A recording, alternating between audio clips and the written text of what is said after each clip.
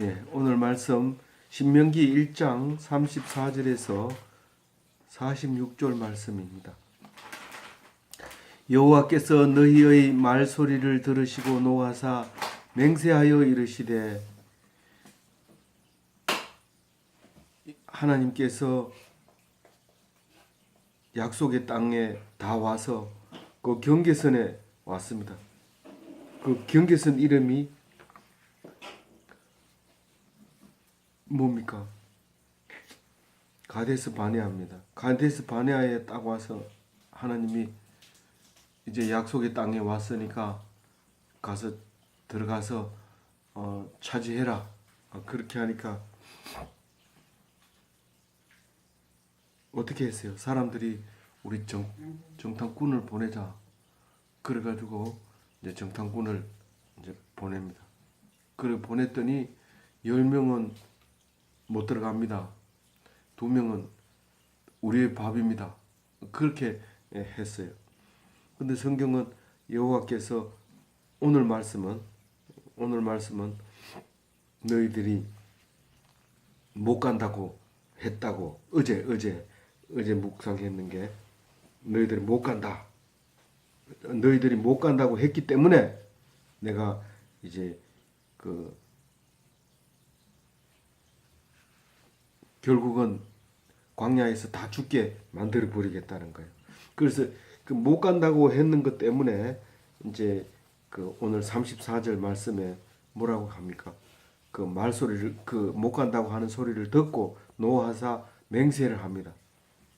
그러면서 이 악한 세대들 중에는 내가 그들 조상에게로 주기로 한 좋은 땅을 볼 자가 하나도 없으리라, 이렇게 말합니다.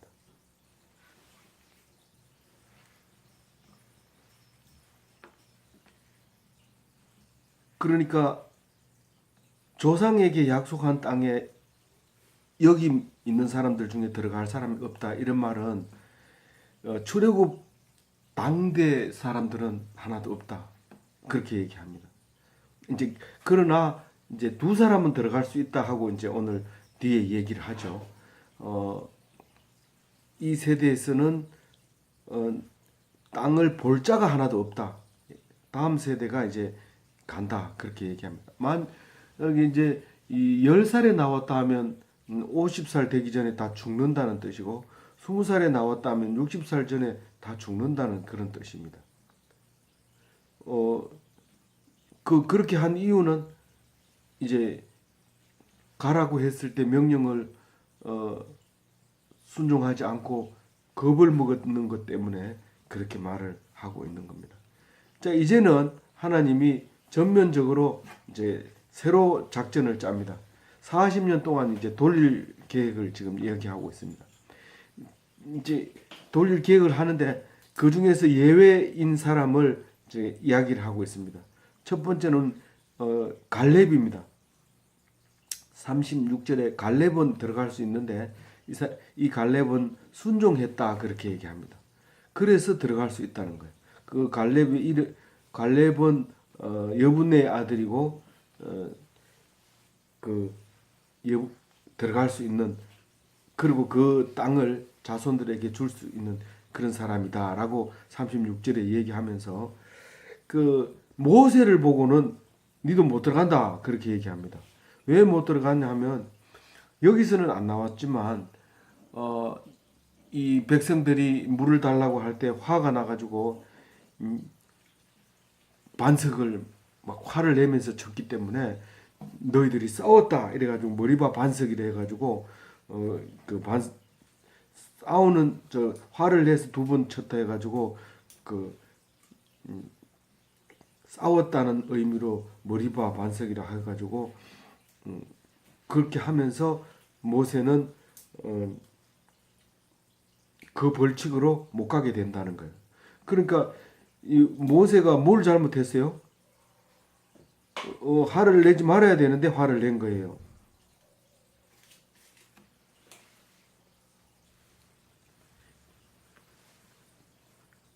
여기 말씀 속에서는 모세가 화를 내서 들어간 게 아니라 너희들 때문에 못 들어간다고 얘기를 합니다. 그 너희라는 얘기는 그 이스라엘 백성들이 원망을 했기 때문에 모세도 못 들어가게 됐다, 그 얘기를 하고 있습니다. 사실은 그 두려움 때문에 40년을 살게 되고 40년을 사는 것 때문에 모세가 120살이 되게 됩니다. 그래서 결국은 기진해서 가지를 못하게 되는 거죠. 만약에 가게 된다 하더라도 그 120살 되는 노구를 이끌고 요단강을 건너서 여호수아와 같이 젊은 사람들을 인도해서 들어갈 있는 것은 굉장히 힘들 것이라고 생각했어요. 우리가 거기 가가지고 봐서도 너보산에서 딱 내려다보면 그 높은 산에서 그 내려가가지고 그 강을 건너서 진격해서 싸운다는 것은 참 어려운 일이다, 그렇게 생각을 했습니다. 그리고 이제 그 한 사람 눈의 아들 여호수아를 이제 이야기를 합니다. 네가 못 가는 대신에 여호수아가 간다, 이제 그 얘기를 합니다. 네 대신에 여호수아를 임명해서 그 여호수아가 니만큼 담대해지도록 그렇게 힘을 줘서 건너가도록 해라, 이제 그렇게 이야기를 합니다. 그래서 가나안 정복의 지도자가 이제 여호수아가 된다는 말을 38절에 하고 있고요. 그리고 또 이제 얘기하는 게 39절에 누굴 얘기해요? 너희들이 벌벌 떨고 겁낼 때 뭘 걱정했냐면 그 광야에서 태어난 그 자식들이 붙잡혀서 종로로 탈까봐 그게 겁이 나서 벌벌 떨었는데, 너희들은 못 들어가도 그 아이들이 커서 이제 정복을 할 것이다. 이 20년만 지나도 어른이 되는데 40년이 지났으니까 이제는 뭐 당연히 이제 그 사람들이 힘을 쓸 나이가 됐죠. 니들이 겁내는 아이가 커서 들어가게 하나님이 그렇게 하신 거예요. 겁을 내니까 당대에서 못 들어가고. 그래서 그때 당시에는 청소년이었고 어린아이였지만 이제는 그 사람들이 간다, 너들이 죽고, 이렇게 얘기를 합니다. 그리고 그 차지한 그 땅들은 뭐가 된다고요? 39절 끝에 보면 내가 그 땅을 그들에게 주어 산업이 되게 하리라. 이 산업이라는 것은 다른 데는 이제 유업이라고도 하고 기업이라고도 하고 그렇게 표현을 하게 됩니다. 물려줄 상속 할 수 있는 땅을 얘기하는 거죠. 그건 영원한 땅을 얘기하는 거죠. 그래서 아주 심기운 나무처럼 된다, 그렇게 얘기를 합니다. 그럼 이제 40절에는 무슨 말을 하고 있어요? 너희들이 이제 똑바로 가지 마라. 지금은 내가 똑바로 가라고 했지만 지금부터는 방향을 돌린다. 그래서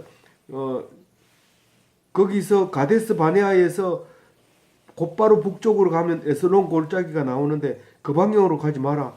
요단 동편 쪽으로 해서 요단강을 건너서 요단 동편을 점령한 후에 요단강을 건너서 점령해라. 이제 그렇게 지시를 합니다.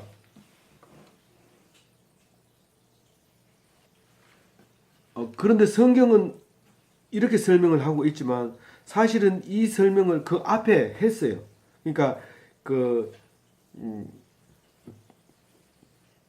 그러니까 광야 길로 돌아가라 하는데 돌아간 것은 이제 나중에 돌아가고 순종하기 전에 어떤 일이 있었냐면은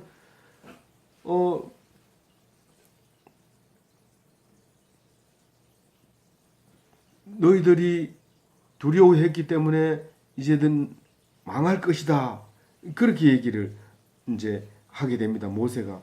그러니까 시간이 지난 뒤에 가만히 생각해보니까 우리가 못 들어가면 우리가 할 수 있는 게 뭐가 있느냐. 불순종하고 나면 우리가 할 수 있는 게 없어요. 불순종하면 할 수 있는 게 없는데 가라 했는데 안 들어가고 남아 있어서 생각해 보니까 할 수 있는 게 없는 거예요. 그래서 기도를 하고 막 이렇게 하다 보니까 하나님이 하라고 한 말씀을 불순종했다는 것을 알게 되는 거예요. 그래서 이제 모여가지고 막 울면서 통성으로 기도하다가 우리 이제 하나님 말씀 들어야 된다. 이래 생각하고 이제 가는 거예요. 간다는 거예요.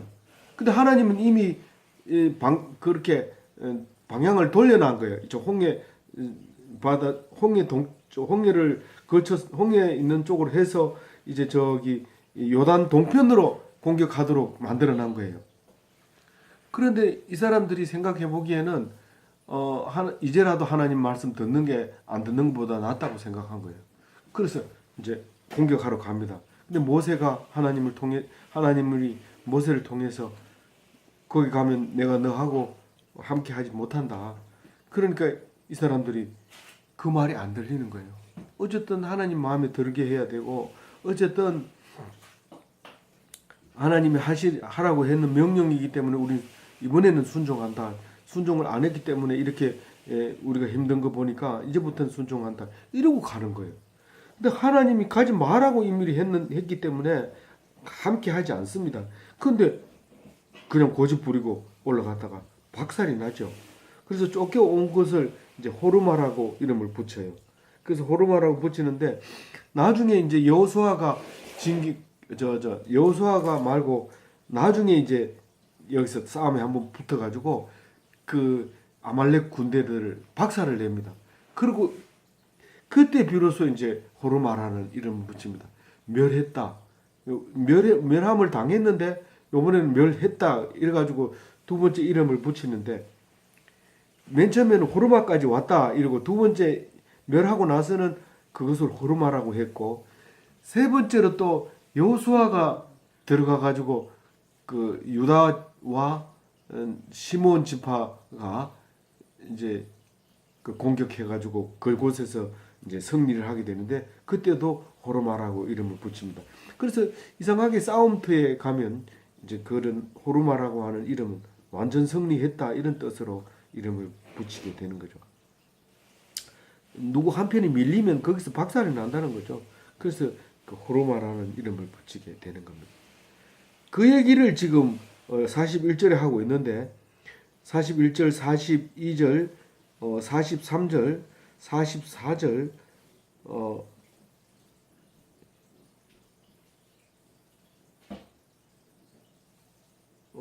까지가 지금 방금 얘기했는 얘기입니다.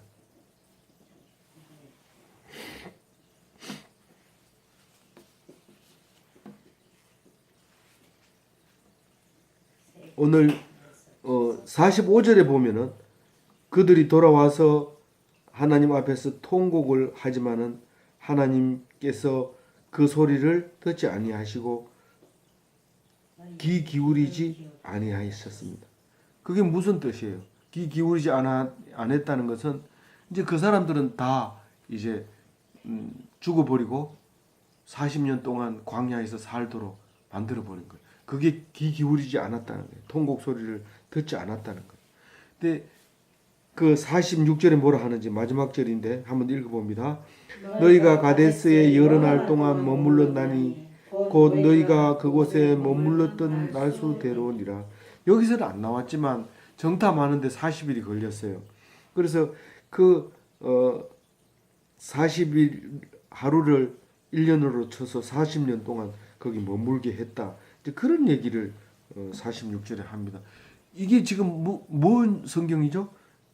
신명기를 읽고 있어요. 신명기는 지금 당부의 말을 하고 있는데 이 당부의 말은 뭐 딴 생각하고 있는 사람한테 얘기할 수 없고 지금까지 했는 이야기와 지금까지 있었던 일을 이야기하고 알고 있지? 그러니까 이렇게 해라. 그 얘기를 하려고 과거의 일을 끌고 와서 이야기하고 있는 거예요.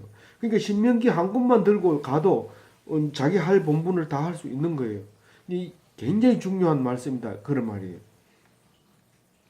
오늘 말씀 속에서 41절을 보면서 참 답답하다 그런 생각을 합니다. 하나님이 말씀하실 때 그때그때 들으면 좋은데 그걸 안 듣고 있다가 그것을 나중에 아이고 하나님 말씀 안 들었구나 그렇게 생각한 뒤에 들어봐야 소용이 없다는 겁니다. 왜냐하면 상황이 그때하고 다르기 때문에 그래요. 그래서 언제나 그때그때 필요한 말씀을 주시기 때문에 그 말씀을 따라서 해야 돼요. 한 가지 배웠다고 계속 그 말만 하다 보면 낭패를 당할 수가 있어요. 그러니까 우리가 성경에서 중요한 것만 밑줄 그어놓고 계속 그것만 모아가지고 이제 외우고 다른 성경 안 읽고 뭐 족보 나오면은 이름 외우기 힘들다 못 알아본다 이러면서 그거 안 읽고 이러지 말고 성경이 적혀져 있는 대로 순서대로 쭉 이렇게 읽어 나가다 보면 하나님께서 은혜를 주시는 거예요.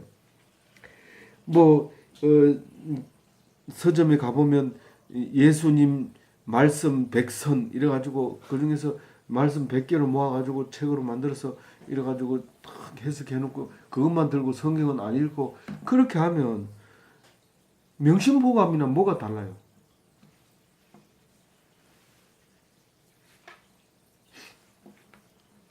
그러니까 우리는 살아있는 말씀, 살아계신 아버지 하나님이 그때 가르쳐주는 말씀으로 듣고 힘을 얻어서 해야 돼요.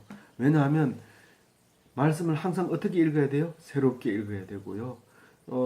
읽었던 거 아는 거라도 또 다르게 읽고 그리고 어떤 말씀을 하더라도 누구에게나 적용이 돼요. 그러니까 높은 사람에 있는 사람, 낮은 곳에 있는 사람, 부유한 사람, 가난한 사람 똑같은 말을 하는데 그게 다 은혜가 된단 말이에요. 그게 살아있는 하나님의 말씀이 그렇단 말이에요. 그러니까 중요한 것은 노트에 적어놓고 외우면서 좋죠. 좋은데 그거보다도 늘 말씀을 읽어야 돼요. 그래서 예수님처럼 이 성경 전체를 달달달 외워야 돼요. 그래야 그때 필요한 말씀이 그때 나오죠. 그렇지 않고는 말씀 외워놨는데 다른 일이 터지면은 얼굴이 빨개지고 버벅거리고 이렇게 하면 능력이 안 나타나잖아요. 그래서 어떤 말이라도 거기에 적용할 수 있는 능력을 길러야 되고 또 어떤 말씀도 거기에 합당한 것이 생각이 나야 되는 능력을 길러야 돼요. 그러니까 늘 말씀을 읽고 또 서로 나누어줘야 그 전에 읽었던 게 생각이 나지 한번 읽었다고 가만히 있으면 안 돼요.